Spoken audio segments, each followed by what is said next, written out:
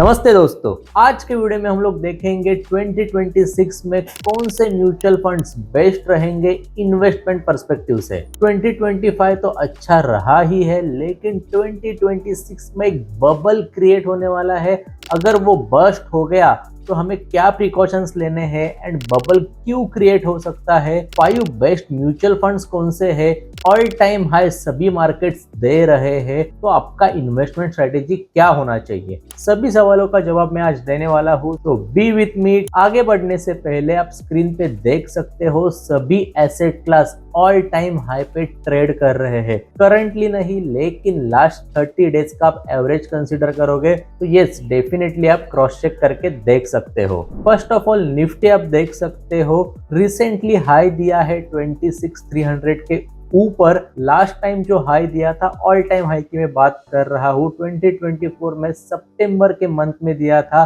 तब जाके after 1 year 3 months के बाद न्यू ऑल टाइम हाई हमें निफ्टी में देखने मिला है, वो भी दिसंबर मंथ में। वैसे ही अब सेंसेक्स की बात करें तो ऑल टाइम हाई मीट किया है। आगे देखते हैं, ये तो हो गया सिर्फ स्टॉक मार्केट रिलेटेड इंडेक्स और इंडाइसेस की बात कर रहा हूं मैं। गोल्ड देखना दोस्तों, ऑल टाइम हाई के आसपास ट्रेड कर रहा है। यही नहीं तो बिटकॉइन आप देख सकते हो, रिसेंटली नहीं लेकिन अक्टूबर मंथ की मैं बात कर रहा हूँ, ऑल टाइम हाई जा चुका था, $1,26 तक पहुंच चुका था। इसके अलावा आप देख सकते हो USD INR, देखो दोस्तों 90 के आसपास, 90 के ऊपर ट्रेड कर रहा है।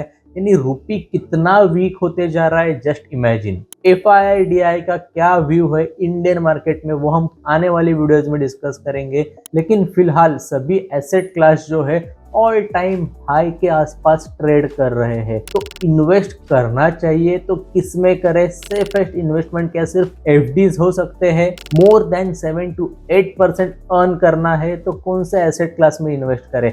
और 2026 में होगा क्या? तो यही जो बबल है, किस बबल की बात कर रहा हूं मैं, कि सभी asset class at a time all time high पे ट्रेड कर रहे हैं। तो इन्फ्लेशन यूएस में जो है एक पीक पे जा चुका है। टॉप 10 यूएस स्टॉक्स आप स्क्रीन पे देख सकते हो, लास्ट 6 मंथ्स में, 3 मंथ्स में अच्छे खासे रिटर्न्स तो दे दिए हैं, लेकिन क्या रिटर्न्स फाइनेंशियल्स को, पी रेशियो को, लीवरेज को मीट कर पा रहे हैं, प्रॉफिट मार्जिन को मीट कर पा रहे हो? तो नहीं बॉस, फाइनेंशियल्स कुछ अलग कह रहे हैं एंड रिटर्न्स कुछ अलग ही दिख रहे हैं। तो रिसेशन के चलते सडनली इतने स्पाइक्स आना, यानी स्पाइक्स इन द सेंस अच्छे रिटर्न्स आना, कुछ डाइजेस्ट होने वाली चीज नहीं है। तो यहाँ पे आप देखो तो 6 मंथ्स का है तो 3 मंथ्स में भी आप देख सकते हो अच्छे खासे रिटर्न्स दिए हैं, जो कि बड़े बड़े कंपनीज है।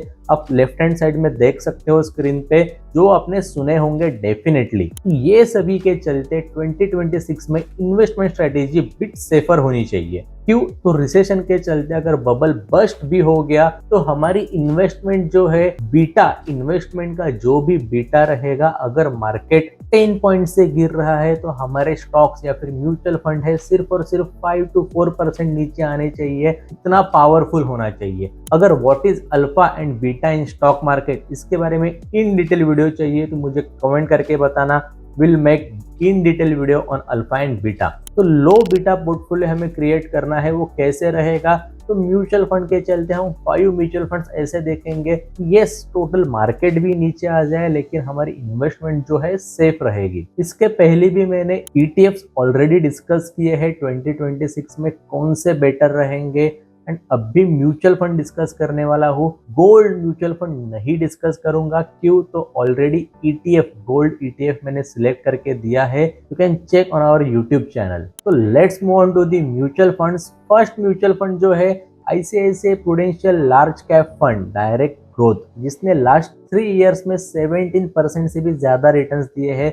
लास्ट 1 ईयर में मोर देन 6% रिटर्न दिए हैं। निफ्टी का on an average return check कर सकते हो, then you can check this mutual fund returns. Total fund size more than 78,000 crore से भी ज्यादा है। NAV currently trading at 125। आगे आप देख सकते हो, जो मैं बीटा की बात कर रहा था लेकिन उसके पहले होल्डिंग्स देख सकते हो, सभी वेल नोन स्टॉक्स है जो कि लार्ज कैप कंपनीज है। टोटल 82 कंपनीज रहेंगे इसमें, यानी 82 स्टॉक्स रहेंगे। थोड़ी बहुत इंफॉर्मेशन आप यहाँ पे देख सकते हो, मैं स्क्रीन स्क्रॉल कर रहा हूँ। आगे आप देखो, जो मुझे दिखाना है आपको, बीटा लेस देन 1 है। यही हमें चाहिए कि अगर मार्केट नीचे आ जाए, लेकिन उतने ही स्पीड से ये म्यूचुअल फंड नीचे नहीं आ सकता है। क्यों? तो इसका बीटा लेस देन 1 है। सेकंड म्यूचुअल फंड जो है वो है HDFC flexi cap direct plan growth. Last 3 years में मोर देन 21% रिटर्न दिए है। करंट NAV 2250 के आसपास ट्रेड कर रहा है, बहुत हाई है। फंड साइज आप देख सकते हो बहुत ज्यादा है, 94,000 करोड़ के ऊपर फंड साइज है। NAV अगर हाई रहेगा तो ऐसा कुछ प्रॉब्लम नहीं आता है, बस आपको यूनिट्स कम मिलेंगे। अगेन होल्डिंग्स में आप देख सकते हो टोटल 55 होल्डिंग्स है जो वेल नोन कंपनीज है। अगेन एंड फ्लेक्सी कैप में क्या रहेगा, तो सिर्फ लार्ज कैप के स्टॉक्स नहीं, तो जो प्रॉफिट मेकिंग कंपनीज है, मे बी वो मिड कैप के भी कंपनीज हो सकते हैं। एंड में जो मैं आपको बीटा बोल रहा हूँ वो 0.78 है, यानी लेस देन 1 है। अगेन मार्केट नीचे आ गया तो उसी स्पीड से ये म्यूचुअल फंड नीचे नहीं आ सकता, क्योंकि बीटा लेस देन 1 है। First mutual fund large cap, second mutual fund flexi cap, third mutual fund जो है Nippon India multi cap fund है। लास्ट 3 इयर्स में मोर देन 21% रिटर्न दिए हैं। 1 ईयर में आप देख सकते हो स्लाइटली कुछ रिटर्न्स दिए हैं। क्यों?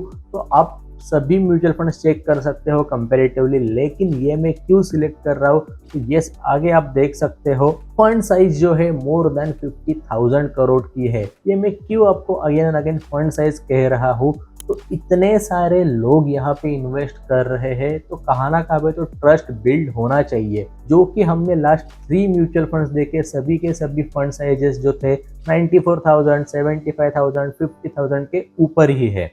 मल्टी कैप म्यूचुअल फंड होने के कारण आप यहाँ पे देख सकते हो टोटल 131 स्टॉक्स की होल्डिंग है यहाँ पे। स्लाइटली रिस्की आप इसे कह सकते हैं compare to previous 2 mutual funds, जहाँ पे अगेन बीटा जो है 0.86 लेस देन 1 है। और निपॉन इंडिया मल्टी कैप का NAV ट्रेड कर रहा है समथिंग अराउंड 327 के आसपास।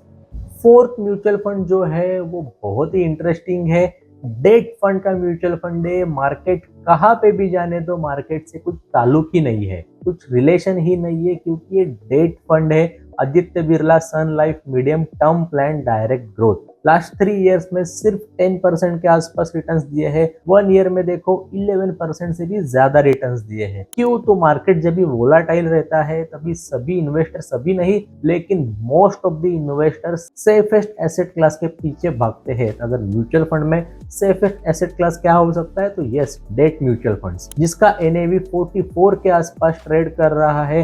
फंड साइज जो है 2863 करोड़ है सिर्फ और सिर्फ, लेकिन ये फंड का मार्केट से कुछ रिलेशन ही नहीं है, तो क्या इन्वेस्टमेंट रहेगी, कहाँ पे होल्डिंग्स है ये फंड की, तो आप देख सकते हैं government of India sovereign bonds है, यहाँ पे गवर्नमेंट सिक्योरिटीज है बाय द वे, और जो भी है टोटल डिबेंचर्स बॉन्ड जहाँ पे फिक्स इंटरेस्ट मिलता है। टोटल 60 होल्डिंग्स है including corporate bonds, debentures, non convertible debentures. एक सिंपल सेंटेंस में आपको बताने जाऊँ तो डिबेंचर्स और बॉन्ड्स क्या होते हैं, तो काइंड ऑफ लोन हम जैसे इन्वेस्टर से कंपनीज और बैंक्स या फिर गवर्नमेंट्स लेती है for their day to day operations. उसके ऊपर एक फिक्स इंटरेस्ट पे करती है जो हमें रिटर्न्स के तौर पे मिल जाता है। अगेन यहाँ पे बीटा आप देखो प्रीवियस 3 म्यूचुअल फंड्स के कंपैरिजन में सबसे लोएस्ट है 0.47, तो क्राइटेरिया मीट हो रहा है boss. Last but not the least, fifth mutual fund जो है Motilal Oswal mid cap fund.